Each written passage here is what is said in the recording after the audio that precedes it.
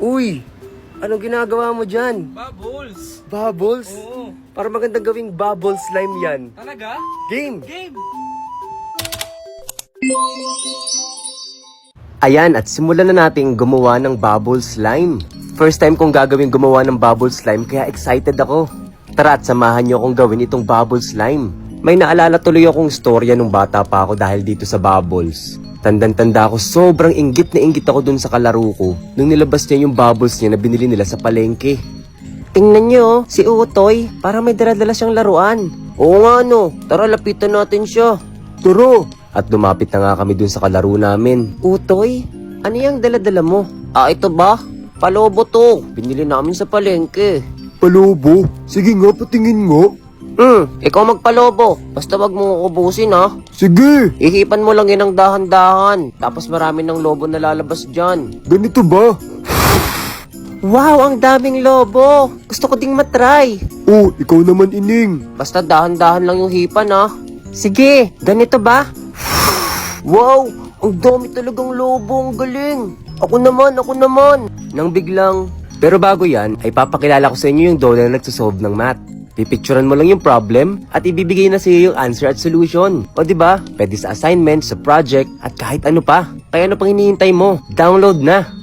Ako naman sunod. Anong ikaw? Ubos na eh. Pasubok lang eh. Ayoko nga eh. Pasubukin mo lang si Enzo. Bakit sa'yo ba to? Pinasubukan na nga eh.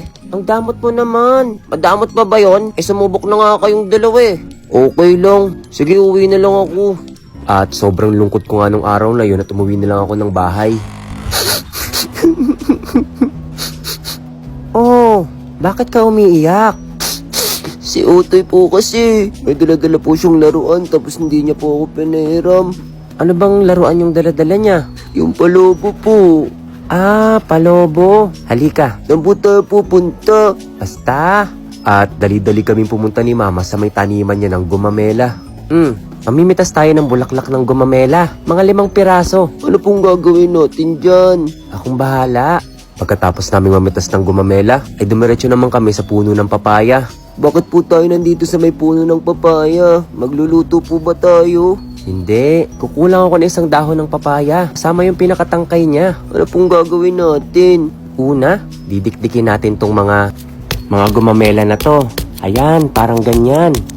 Tapos ilalagay natin sa tabo. Tapos lalagyan natin ng sabon. Halo-halo lang. Ayan. Ano po yan? Tapos iabot mo sa akin yung tangkay ng papaya. Puputulin natin tong ganito. Isasawsaw natin dito. At dahan-dahan nating hihipan. O sige anak, hipan mo. Hipon ko po? Sige po. Wow! Ang laking bubbles! O ayan, meron ka ng sarili mong bubbles. Hindi mo na kailangan manghiram. At mas maganda pa yan kasi gawa nating dalawa.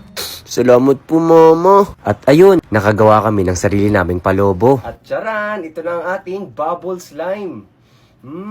At ang lambot. Kaya, try nyo na rin. Gawa na rin kayo.